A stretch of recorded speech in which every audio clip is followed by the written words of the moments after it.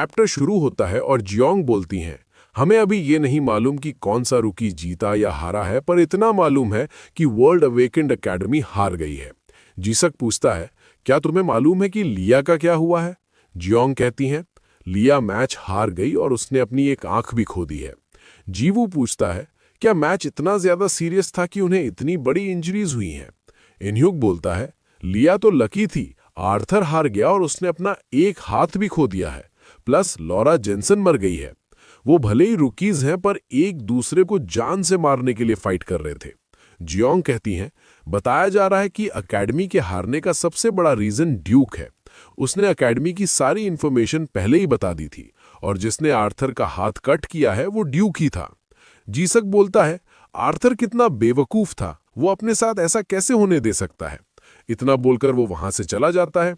इनह्यूक कहता है, वैसे चिंता करने की जरूरत नहीं है, इससे हमें कोई दिक्कत नहीं होगी, क्योंकि फ्रेम ने तुम सबके ऊपर अटैक करने के लिए माफी मांगी है।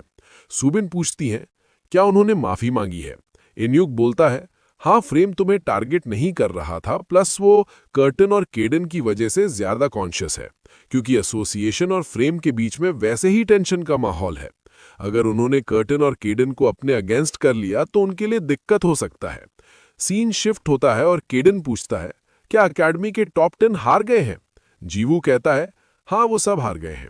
केडन बोलता है, मुझे विश्वास नहीं हो रहा कि वो हार गए, लग रहा फ्रेम ने काफी तैयारी की थी। कर्टन कहता है, इसमें कोई शॉकिंग बात नहीं थी, फ्रेम अपने बच्चों पर मर्सी नहीं दिखाते हैं। केडन बोलता है, हाँ, तू सही बोल रहा, फ्रेम बच्चों को इतना हार्शली ट्रेनिंग देते हैं जैसे कि वो सब अडल्ट्स हों। कर्टन कहता है, वो तो ऐसे मेथड्स का इस्तेमाल करते हैं जो कि बच्चों के लिए सेफ नहीं होते, इसी प्रोसेस में काफी बच्चे मर जाते हैं। जरूर उस फाइट में काफी इंजुरीज हुई होंगी। जीवू बोलता है, आर्थर ने अपना एक हाथ खो दिया है। केडन पूछता है, आर्थर तो वही है ना जो कि तेरे से फ्रेंडली रहता था? जीवू कहता है, हाँ, आप सही समझे हो। केडन और कर्टन उसका ऐसा चेहरा देखकर बोलते हैं, हम कैट्स को खाना देकर आते हैं, प्लस उनकी पॉटी भी साफ करनी है।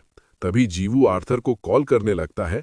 आर्थर पूछता है, जीवू, तूने कॉल क्यों किया है? तूने बोला था कॉल करेगा, पर तूने इससे पहले कभी कॉल नहीं किया। पर जीवू उसका कोई जवाब नहीं देता है। आर्थर पूछता है, लग रहा है तूने भी सब कुछ सुन लिया है ना? जीवो बोलता है, हाँ, तुम्हारा भी हाथ कैसा है? आर्थर कहता है, उसके बिना काफी खाली फील हो रहा है, पर मरने से तो बेटर ही है। मुझे बस गुस्सा आ रहा है कि मेरी ऐसी हालत बस उस कमीने ड्यूक की वजह से हुई है। वैसे तू कर क्या रहा है? तूने मुझे कॉल किया है पर खुद कुछ भी नहीं बोल रहा। जीवो बोलता है, मुझे माफ कर देना, मैंने तुम्हें कॉल किया क्योंकि मुझे चिंता हो रही थी, पर अभी समझ नहीं आ रहा कि क्या बोलूं। हम एक सीन देखते हैं जहां सब लोग बोलते हैं, आर्थर, तूने ब्रायन फैमिली का नाम खराब कर दिया है, तेरी वजह से हमने अपना काफी इन्फ्लुएंस खो दिया है। जीवो कहता है, तुम काफी इंजर्ड हो, प्लस अपना हाथ भी खो दिए, इसीलिए समझ नहीं आ रहा कि क्या कहूं।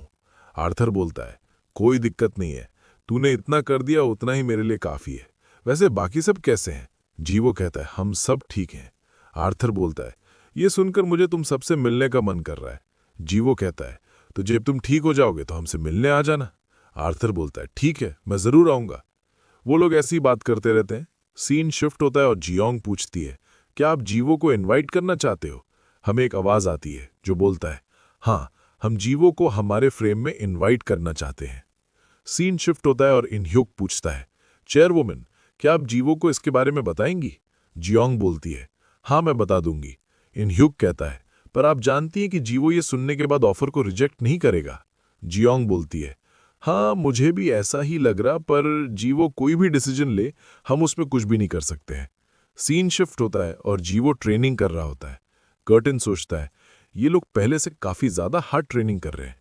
ये भले ही पहले जैसा सेम लग रहा हो, पर वो पंचिंग बैग जीवो की स्ट्रेंथ नहीं संभाल पाएगा। इसी वजह से केडन उस पंचिंग बैग को फटने से रोक रहा है। केडन कहता है, जीवो, ये तू क्या कर रहा है? तू अपनी स्पीड खो रहा है, और तेज मार। ये सुनकर जीवो एक स्ट्राइक मारता है, जिससे पंचिंग बैग की भी हालत खराब हो जाती है।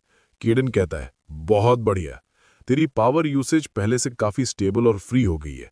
मैं फील कर पा रहा हूं कि तेरी थोड़ी सी अवेकेंड पावर्स इंक्रीज हुई है, प्लस सेंगिक खान ने तुझे जो स्किल सिखाई है वो भी काफी बेटर हो गया है।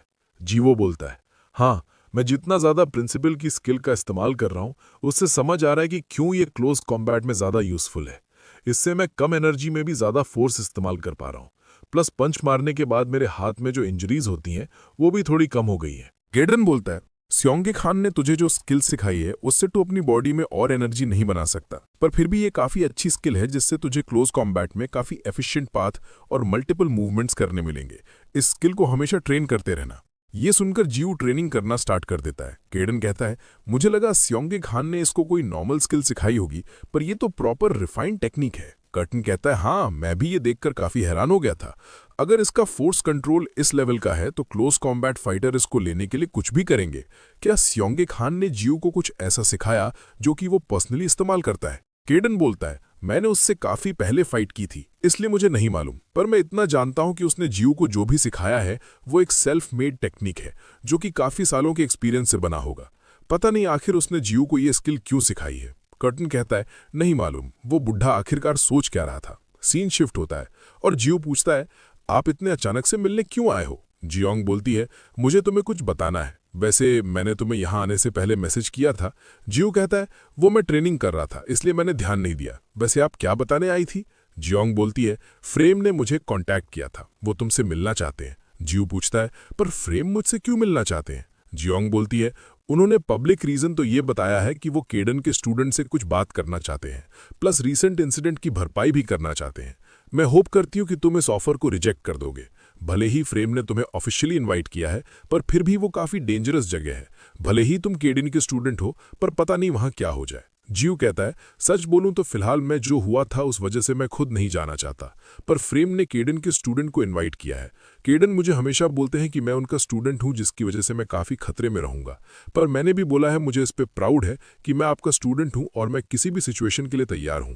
मैं जानता हूं वहां जाना काफी डेंजरस है, पर केडन का स्टूडेंट होने की वजह से मेरा वहां जाना मेरी रिस्पॉन्सिबिलिटी है। ये सुनकर जियोंग स्माइल करती है और फिर कहती है, मुझे माफ कर देना, मैंने बिना कुछ सोचे समझे कुछ भी बोल दिया था। जियो कहता है, अरे आप ऐसा मत बोलो। कर्टन बोलता है, उसने सब सच बोला है। जियो जैसे ही तेरा स्टूडेंट बना उसके ऊपर रिस्पॉन्सिबिलिटीज आ गई थी, और तुझे खुश होना चाहिए कि जियो इन रिस्पॉन्सिबिलिटीज से भाग नहीं रहा है। वैसे तू जा कहाँ रहा है? पर केडन उसका जवाब दिए बिना चला जाता है। सीन शिफ्ट होता है और रॉयस्ट कहता है, वैसे मैंने कमाल की चीज सुनी है, फ्रेम ने केडन के स्टूडेंट को यहाँ इनवाइट किया है। ड्यूक सोचता है, क्या जीवू यहाँ पर आ रहा है? क्या फ्रेम के इनविटेशन की वजह से जीवू सच में यहाँ आ जाएगा? रॉयस्ट कहता है, हाँ वो जरूर आएगा। ड्यूक बोलता है, पर यह जगह तो जीवू के लिए खतरनाक है ना, वो यहाँ क्यों आएगा? प्लस हमने ओपनली केडन को अपना एनिमी भी बना लिया है। रॉयस्ट कहता है, लगता रहा तुझे ये नहीं मालूम कि केडन का स्टूडेंट बनना यानी स्टूडेंट के ऊपर काफी रिस्पॉन्सिबिलिटीज आना होता है। अगर वो सच में केडन का स्टूडेंट है तो वो यहाँ जरूर आएगा। सीन शिफ्ट होता है और सुबिन पूछती है, जीवू क्या ये सच है कि तू फ्रेम जा रहा है? जीवू बोलता है, हाँ, क्योंकि फ्रेम ने मुझे ऑफिशियली इनवाइट किया है। जीसॉक कहता है, कहीं तू पागल तो नहीं हो गया? आखिर सोच क्या रहा है? पर जीवू को इतना सीरियस देखकर वो सब शांत हो जाते हैं। जीसॉक बोलता है, तो मैं भी तेरे साथ चलूंगा। उसके बाद वुएन और सुबिन भी साथ चलने को कहते हैं। जीवू बोलता है, थैंक्स, पर इस बार मैं अकेले जाऊंगा क्योंकि फ्रेम ने केडन के स्टूडेंट को बुलाया है। ये सुनकर वो सब शांत हो जाते हैं। सीन शिफ्ट होता है और केडन बोलता है, जीवू जब तू फ्रेम की टेरिटरी में होगा तो तुझे सभी चीजों से खुद डील करना पड़ेगा। ऑफ कोर्स मैं और कर्टन अपने एनिमल फॉर्म में चलेंगे, पर मैं तुझे पहले ही बता दूं, तू किसी भी सिचुएशन में क्यों ना हो, हम तेरी हेल्प नहीं कर पाएंगे, क्योंकि अगर हम बीच में आए तो सिचुएशन और भी ज्यादा खराब हो सकती है। जीवो पूछता है, आपका इससे क्या मतलब है? केडन कहता है, अगर मैं वहां आ गया तो वो इसका फायदा उठाकर हम दोनों को एलिमिनेट करने की कोशिश करेंगे, पर अगर तू वहां अकेले रहेगा तो उनके लिए कुछ भी स्टार्ट करना काफी मुश्किल होगा। प्लस हम अभी अपनी बेस्ट कंडीशन में भी नहीं है। जीवो पूछता है, क्या कर्टन भी अच्छी कंडीशन में नहीं है? केडन बोलता है, मैंने तुझे पहले ही बताया था कि कर्टन जब भी किसी को हील करता है तो उसकी काफी एनर्जी लगती है। उसको सुबिन के ग्रैंडपा को हील करने में काफी मेहनत करनी पड़ी थी।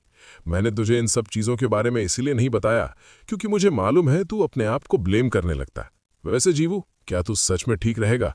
जीवू बोलता है, हाँ मैं ठीक रहूंगा, आपको चिंता करने की जरूरत नहीं है, आप देख ही सकते हो कि मैं कितना ज्यादा सीरियस हूं। केडन कहता है, हाँ अब जल्दी से शिनवा जा, कहीं भूल तो नहीं गया कि तू कुछ दिन तक जियोंग के साथ स्पार करेगा? सीन शिफ्ट होता है और हम जियोंग को देखते हैं। जीवू कहता है, मुझे माफ कर देना, मैं लेट हूं।